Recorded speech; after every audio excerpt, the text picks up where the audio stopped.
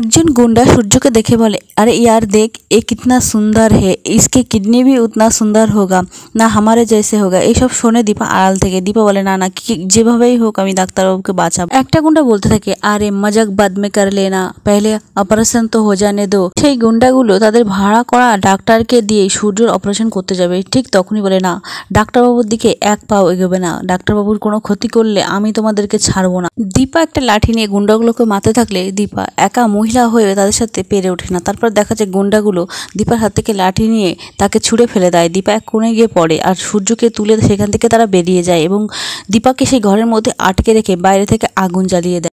অন্যদিকে দেখা যায় সোনা যখন যমুনা মাসিকে ধাক্কা দিয়ে সেখান থেকে পালিয়ে বেরিয়ে যায়, গুন্ডাগুলো তার পিছু নেয় এবং গুন্ডাগুলো পিছু নিলে সোনা দৌড়াতে থাকে। সোনা দৌড়াতে দৌড়াতে এক পর্যায়ে রূপার কাছে গিয়ে পড়ে, রূপার সাথে ধাক্কা লাগে তার। রূপা বলে হিংসুকুটি। তখনই দেখা যায় সেই গুন্ডাগুলো সেখানে আসে, কৃষ্ণও সেখানে চলে আসে। কৃষ্ণর সাথে সেই গুন্ডাগুলোর প্রচণ্ড মারামারি হয়। এক পর্যায়ে কৃষ্ণকে পিছন থেকে মাথায় মেরে অজ্ঞান করে সেখানে রেখে যায় এবং সোনা আর রূপাকে ধরে নিয়ে যায়। ওদিকে যমুনা মাসি বলতে থাকে, একজন চলে গেছিল আর ফিরে এলো দুইজন, ভালোই হলো, আমার অনেকটা সুবিধা হলো। যমুনা মাসি তার কাজের ছেলে মেয়েদেরকে বলতে থাকে, ওদেরকে সাজিয়ে দাও, এক্ষণে আমার এক কাস্টমার আসবে। যমুনা মাসি বলতে থাকে যে মহিলা এখানে এসেছিল নিশ্চয়ই তোদের মা হবে, মা ছাড়া এত বড় রিস্ক নিয়ে এখানে কেউ আসতে পারে না, তোদের মা তো আর ফিরবে না। তখন রূপা বলে, না না আমার মায়ের কিছু হতে পারে না, আমার মা ঠিক ফিরবে। যমুনা মাসি বলে, যে মানুষ মারা গেছে সেই মানুষ ফিরতে পারে না, কারণ যমুনা মাসি জানে যে তাকে আগুন ধরিয়ে পুড়িয়ে দেওয়া হয়েছে, কিন্তু দীপা তার সন্তান স্বামী তাদের জন্য সব কিছু করতে পারে। যমুনা মাসি সোনার গালে ঠাঁটিয়ে চড় মারে, রূপা সেটা দেখে রেগে যায় এবং বলে, আপনি ওকে চড় মারলেন কেন?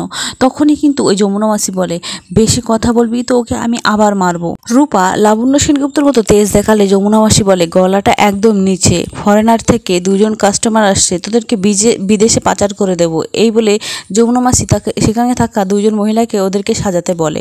অন্যদিকে দীপা আগুন লাগা ঘরের মধ্যে থেকেই দরজাটা ভেঙে সেখান থেকে বেরোয়। ওদিকে গুন্ডাগুলো সূর্যকে নিয়ে একটা ফাঁকা মাঠের মধ্যে যায় এবং সেখানে রুডি আসে। রুডিকে দেখে বলে, স্যার একে নিয়ে এখান থেকে চলে যেতে হবে।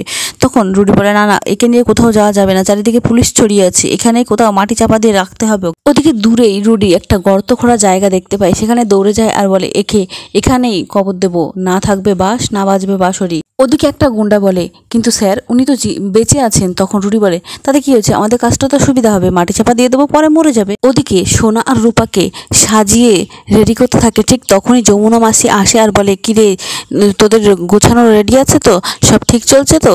ওদিকে রূপা কিন্তু বুদ্ধি করে বিছানার চাদরে একটা সুচ গেঁথে দেয়, জানে সে যে যমুনা মাসি সেখানে আসবেই এবং যমুনা মাসি সেই জায়গাতে বসতে গেলে তার সুচ ফুটে যায় এবং সে চিৎকার করে রূপার দিকে তাকায় আর বলে, তুই করেছিস সব কিছু না, এবার দেখ তোকে কি করি। এবং তার গালটা টিপে ধরলে একজন মেয়ে বলতে থাকে, মাসি ওর গালটা চেপে ধরো না, ওর গালে দাগ পড়ে যাবে।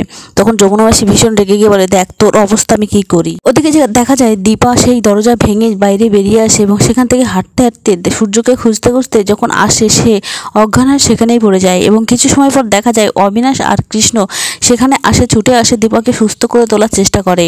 দীপার জ্ঞান ফিরতেই দীপা সবাইকে জিজ্ঞাসা করে যে ডাক্তারবাবু কোথায়, সোনারূপা কোথায়। তখন অবিনাশ বলে, কি বলছেন এসব দীপা, ডাক্তারবাবু এখান থেকে কোথা থেকে আসবে। তখন দীপা সব ঘটনাটা খুলে বলে। তখন অবিনাশ কৃষ্ণ আর দীপা মিলে কিন্তু ডাক্তারবাবুকে খোঁজাখুঁজি করতে থাকে। দীপা বলে, সোনারূপা কোথায়? কৃষ্ণ বলে, আমি জানি না, আমি কিচ্ছু জানি না মা। তখনই অবিনাশ বলে, ভাগ্যিস আমি আমার ফোর্সটাকে কাজে লাগিয়েছিলাম, নাহলে জানতেই পারতাম না আপনি এদিকে আছেন। তখনই দেখা যায় অবিনাশ আরও বলতে থাকে, আমি তো কৃষ্ণকে রাস্তায় পড়ে থাকতে পেয়েছিলাম অজ্ঞান অবস্থায়। ওদিকে দীপা কিন্তু অবিনাশকে বলে, ডাক্তারবাবুকে একটা গাড়ির মধ্যে করে তুলে নিয়ে যাওয়া হয়েছে। তখন অবিনাশ বলে, এইদিকে আসার সময় শুধুমাত্র একটা গাড়ির সাথে আমাদের সামনাসামনি হয়েছিল, তখন আমি গাড়ি থেকে নেমে ওই গাড়িটাকে চেক করি। তখন কৃষ্ণ বলে, আমি আবছা দেখেছি গাড়ির মধ্যে কাউকে বসে থাকতে। কৃষ্ণের সন্দেহ হয়েছিল, কারণ কৃষ্ণর মাথায় আঘাত মারায় কৃষ্ণ ঝাপসা দেখছিল।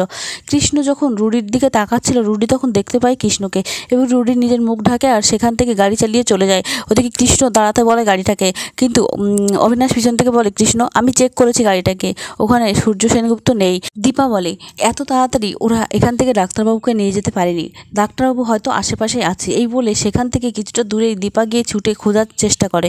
কৃষ্ণ অবিনাশ সাথে থাকে এবং দীপার চোখ পড়ে মাটির দিকে। দীপার হঠাৎই চোখ পড়ে স্ট্রেচারের দিকে এবং সেখানে মাটি খোঁড়া দেখে দীপা সন্দেহ হয়। দীপা বলে, এখানেই আছে, এখানেই ডাক্তারবাবুকে হয়তো ওরা পুঁতে রেখেছে। এই বলে দীপা কিন্তু পাগলের মতো মাটি সরানোর চেষ্টা করে। অবিনাশ দীপাকে বলে এরকম পাগলামি করলে হবে না, সোনারূপাকে খুঁজে বের করতে হবে, এখান থেকে চলো। দীপা বলে না না, আমার সন্দেহ হচ্ছে এখানে ডাক্তারবাবু আছে। কিন্তু কৃষ্ণ আর অবিনাশ বলতে থাকে দীপা এভাবে সময় নষ্ট করলে কিন্তু সোনারূপাকে বাঁচাতে পারবো না, এই বলে তাকে নিয়ে চলে যেতে থাকে। তো বন্ধুরা, অনুরাগের ছোঁয়া সিরিয়ালে আগামী পর্বতে কি হতে চলেছে জানতে হলে চ্যানেলটি সাবস্ক্রাইব করে আমার পাশে থাকো। ধন্যবাদ।